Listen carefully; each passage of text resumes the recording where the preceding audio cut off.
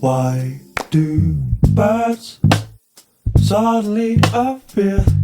Fire Emblem Fates is quite possibly one of the most bizarre games I've ever played.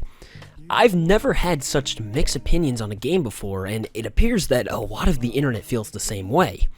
Fire Emblem Fates, or as it's known overseas, Fire Emblem If, was released on June 25th, 2015 in Japan, and on February 19th, 2016 in North America. It followed the smash hit Fire Emblem Awakening, which saved the series, so fans were very excited to see what was coming next. Fates was initially marketed as being a gritty game about the harsh realities of war, picking your adoptive family or your blood family, and the tragedy that comes with that.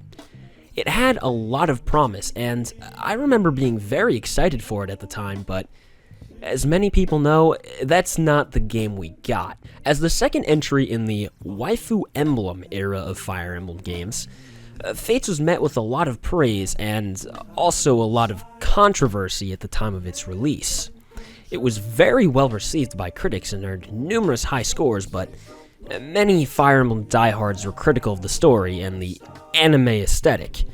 Conquest was hailed for its challenging difficulty and fantastic map design, but Birthright and Revelation received much flack for being too easy and uninspired in terms of map design and chapter objectives, and the story in all three was very weak, even for a Fire Emblem game, which is pretty ironic because apparently the main goal with Fates was to improve upon the story after Awakening. Now add all of this on top of the fact that Nintendo Treehouse was handling the localization, and they are notorious for their localizations being wrought with errors and censorship, and the Fates localization was no different. I remember the Nintendo Treehouse controversy being a very big thing at the time, and looking back, most of the complaints made no sense and were completely unfounded, translation errors aside. Complaining about the removal of the waifu petting or skinship is an odd thing to complain about, and I completely understand the decision to remove the support conversation alluding to gay conversion therapy, among other things. Put all of these complaints, the heavy incest vibes, and the controversy together, and all of a sudden, Fates becomes a Fire Emblem elitist's favorite thing to hate on. All that being said, I fondly remember me and my middle school buddies playing through these games and discussing the maps, characters, and, of course, what we were all there for, the anime girls. Coming from Awakening being my first game in the series, I ate this shit up, being the casual Fire Emblem fan that I was, and so did all of my friends who played it at the time. I've played a couple of other Fire Emblem games since, such as Three Houses and Genealogy of the Holy War, and I realized that I haven't really touched Fates since it came out. The internet might constantly berate and scorn Fates, but I actually think they hold a lot of their own merits as Fire Emblem titles. I might not be good at Fire Emblem games, and I definitely don't know enough about them mechanically to fully comment on whether or not a Fire Emblem entry is well designed, but I still think it's worth taking a second look at Fates. Although FE fans have seemed to move on from it, Fire Emblem Fates is a thing, and I'm here to talk about it.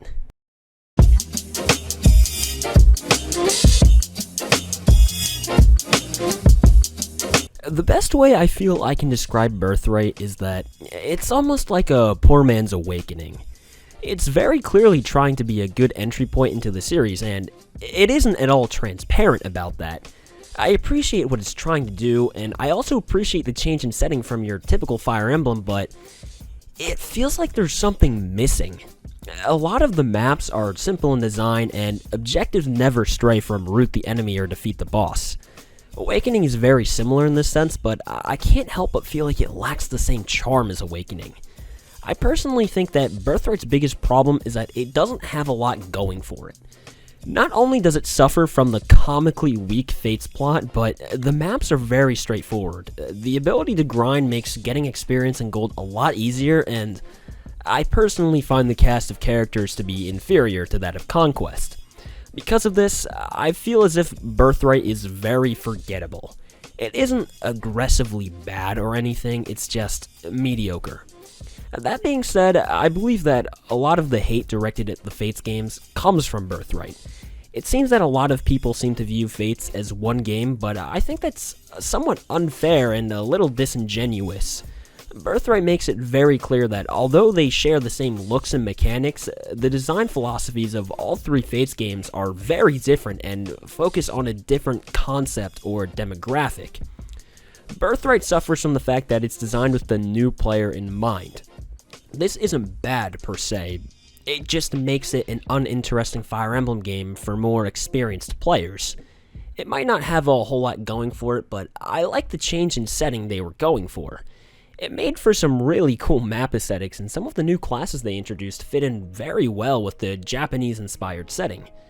Birthright might bring Fates down as a whole if you look at Fates collectively as one game, but if you look at each separately, Birthright is a decent game to bring in newcomers, and it does its job just fine. The map design and objectives may have been a little monotonous, but the new setting and classes were nice to see and brought some neat ideas to the table. Also, completely unrelated side note, but I find the "in case of incest" letter from Makoto if you marry one of your siblings fucking hilarious, and it really just boosts the incest levels of Fate higher than they already were. That's really all there is to Birthright. There isn't much to unpack or discuss. There isn't a lot of intricacy or nuance either. It strikes me as a baby's first Fire Emblem a bit, and it made replaying it a little difficult for me.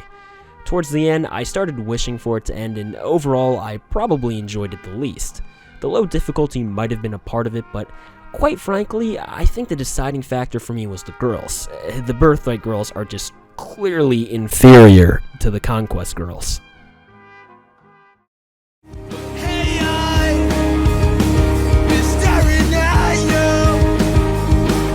Conquest was the game that I picked up first back when Fates originally came out. I looked at both games and thought to myself, which game has the better girls? The obvious answer was Conquest, so it was the clear choice for me. That aside, Conquest has a lot of things going for it. The story is a little better than Birthright. It's still not good. The characters were more appealing to me, the map design was amazing, and the variety of chapter objectives added a solid layer of challenge to the game. One map that I think is especially worth mentioning is the infamous Chapter 10.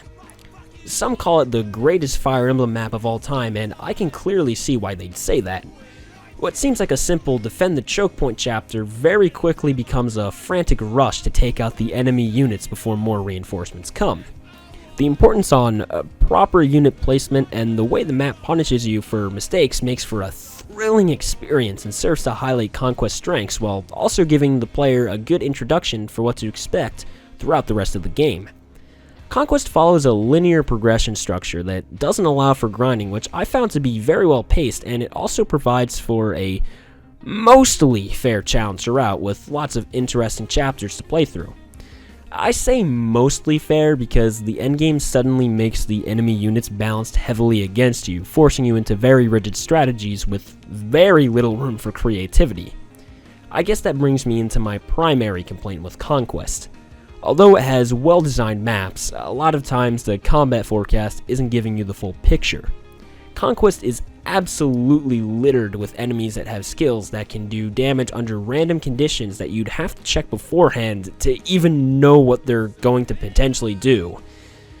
The skills in Conquest can be so bad, especially on higher difficulties, that the FE community has even coined the phrase skill emblem.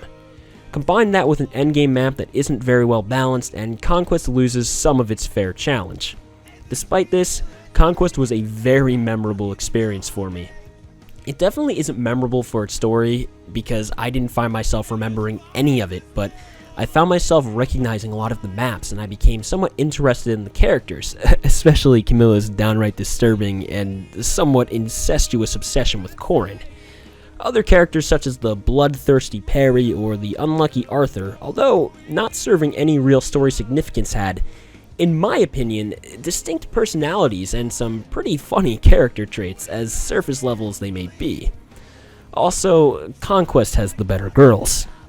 I know Fate's characters are a bit of a meme for being shallow, and I'll admit that to a degree they are, but they worked just fine and served their intended purpose well. Now, I may have enjoyed Conquest a lot, but I also think it's worth mentioning, even though it's not a fault of Conquest itself, I started finding some of the locales a bit repetitive toward the end. Playing Birthright and Conquest back to back made me realize that Birthright and Conquest are basically the same in setting, just like in reverse. I started to grow a little fatigued of the game because of this, but I don't really think it detracts from it as a standalone experience. Conquest feels as if it's unfairly lumped into this FE Fates boogeyman that the community has created, and it really undersells the experience. I could tell while playing it that a lot of passion went into making Conquest a challenging game that experienced FE players could enjoy, and if you're a fan of the series who refuses to try Fates because it's Fates, I highly recommend you take a crack at it. Conquest is a legitimately great game gameplay-wise, and you're missing out on a lot if you haven't tried it.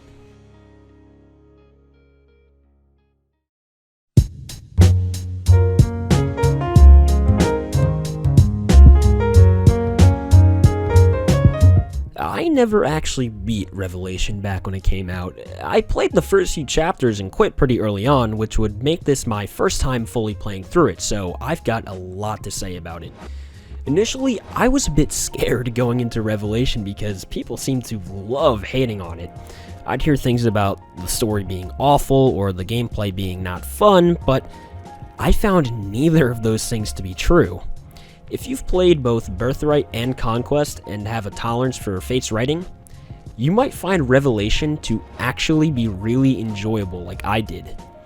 Revelation revolves heavily around map gimmicks, which are really cool at first, and because the game isn't about conquering Hoshido or Nor, the maps and locales are fresh and new, which was a welcome surprise after playing Conquest and Birthright back to back. The story concept is pretty cool, revolving around bringing Nor and Hoshido together, but it suffers from the classic Deus Ex Machina cliche of the unknown enemy that comes out of seemingly nowhere. Even so, bringing together the Hoshidans and the Norians was a really cool experience, and the sheer number of units at your disposal makes for a lot of potential customization in your army. It's clear that Revelation is one big piece of fan service, and honestly, I'm okay with it, because it's perfectly good at being that. The supports between the Norians and the Hoshidans, especially the Royals, were awesome to see and made for some intriguing pairings. My personal favorite was the Ryoma and Elise as support because of how fucking ridiculous and funny it is. It's also high-key kind of messed up given their age gap, but it's Fire Emblem, so that's par for the course. I would commonly see people complain about the low difficulty of Revelation, but it wasn't too bad. Not as hard as Conquest, but not as easy as Birthright, making it pretty middle of the road. It had a decent amount of chapter objective variations, even if it wasn't to the same degree of Conquest. The aforementioned gimmicks that Revelation is designed around are pretty solid and fresh in the beginning, but they grow tiring towards the end of the game. The Metal Gear Solid stealth mission and the moving elevators near the end are somewhat annoying, and I began to grow tired of the constant gimmicks. Gimmicks aside, I surprisingly found myself having the best time with Revelation out of the three. Maybe it's because I played it blind, or maybe it's because I have a bit of nostalgia for Fates, but seeing the little unexplained details of the so bad it's good plot was refreshing, and the Yado being the Fire Emblem actually surprised me a lot. Fates is definitely not known for its plot. Well, actually it is, because people like making fun of it, but Revelation, even if it isn't much better, feels like it has that little something that the other two games are missing. For once, I felt like I actually gave a shit about the poor writing instead of just skipping it. For once, I felt like the game came to a satisfying conclusion. The endgame chapters aren't exactly the best, but the fight against the Nankos has a greater feeling of weight than the Takumi or Garen fights ever did. The feeling of fighting the giant ancient dragon in outer space has this grandiose sense of scale that gives a true feeling of finality. This might be a really unpopular opinion, but Revelation feels like the closest to what the Fates experience was meant to be. Although Conquest has fantastic gameplay, Revelation feels like much more of a complete experience for some reason. It makes me feel more satisfied, and at the end of the day, I had fun. And that's all that really matters. I suppose the point I've been trying to make this whole time is that Fates isn't a bad game like people want to think it is. For whatever reason, people lump the 3 games into this conglomerate entity when they're really 3 different experiences that are designed differently. I might not like Birthright that much, but I found Conquest and Revelation to be really fun and engaging games. I've seen some members of the FE community coming to enjoy Conquest for its gameplay, but people still seem to have this very strong distaste for Revelation and Birthright. Maybe I'm just that weird guy who really enjoys it, but it's all personal taste when it comes down to it. I understand that people don't like censorship or that Fates wasn't necessarily what was originally advertised, but that's okay. Games change during development, and sometimes you need to look at things as they are instead of how they could have been. The Fates games aren't some remarkable achievement in gaming, and they're definitely not the best entries in the Fire Emblem series, but I give Intelligent Systems some points for trying new things and also trying to appeal to both casual and hardcore audiences. Don't expect them to be masterpieces or for them to be some of your favorite games, but there's some fun and interesting stuff in them, so if you haven't played them before, I highly recommend you get yourself a copy. The best analogy I can make here is that Fates is kind of like the Dark Souls 2 of Fire Emblem. A lot of people don't like it, it makes no fucking sense, it fumbles some things here and there, but despite all that, it's still really fun if you go in with a blank mindset. At least, that's what I think.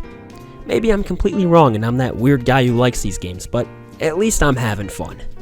Even if you think you won't like it because you're scared of what other people say, don't listen. It's fun to try things and formulate your own opinions instead of listening to some echo chamber of elitist fanboys, but that's just me. So yeah, Fire Emblem Fates, it was a thing.